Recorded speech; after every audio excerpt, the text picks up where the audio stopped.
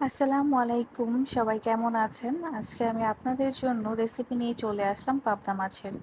আজকে আমি পাবদা মাছের চচ্চড়ি করে দেখাবো।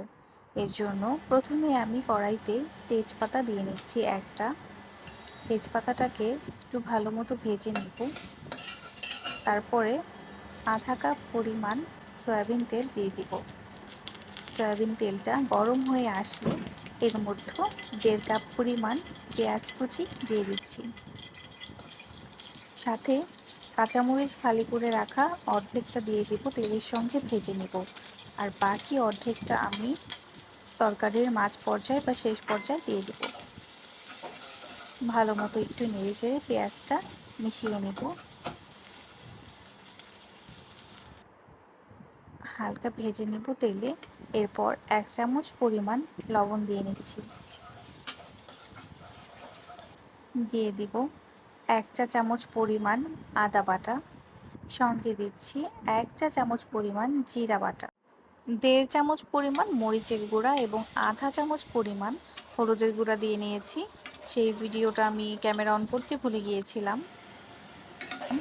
তো এই মশলাটা ভালো মতো কষিয়ে তেলটা যখন উপরে চলে আসবে তখন এর মধ্যে আমি মাছগুলো দিয়ে দিচ্ছি। মাছগুলোকে একটু ভালো মতো হালকা হাতে নেড়ে চেড়ে মশলাটার সাথে মিশিয়ে নিব।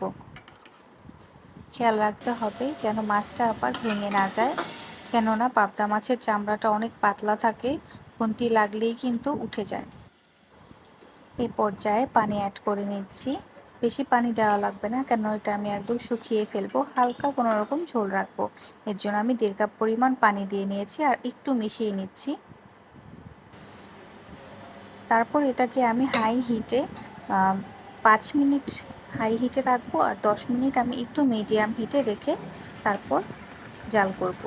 মাঝখানে একবার একটু দেখে নিলাম, হালকা একটু নেড়ে দেবো যেন নিচে লেগে না যায়। তারপর আমি আবার ঢেকে দিচ্ছি। এ পর্যায়ে 10 মিনিট মিডিয়াম টু লো হিটে রান্না করব।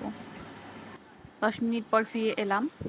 তরকারিটা আমার হয়ে গিয়েছে। এখন যতটুকু ঝোল রাখতে চেয়েছিলাম ততটুকুই আছে। এখন চুলা বন্ধ করে দিলে এমনিও একটু ঝোল কমে যাবে। আপনারা আপনাদের পছন্দ অনুযায়ী ঝোল রেখে নেবেন। তো আমি খাবারটা সার্ভ করে নিচ্ছি। আর অবশ্যই কমেন্ট করে জানাবেন আজকের রেসিপিটি কেমন লেগেছে, আপনারা এভাবে বাসায় খাবার খান কিনা।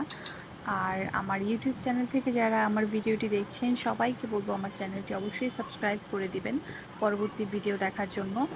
এবং যারা আমার ফেসবুক পেজ থেকে দেখছেন সবাইকে বলবো আমার পেজটি ফলো করে দিবেন এবং কমেন্ট করে জানাবেন আমার এই রেসিপিটি কেমন লেগেছে আপনাদের কাছে। আশা করি সবার কাছে ভালো লেগেছে। সবাই সবসময় পাশে থাকবেন এবং ভালো থাকবেন। আজকের মতো এখানেই বিদায়। আল্লাহ হাফেজ।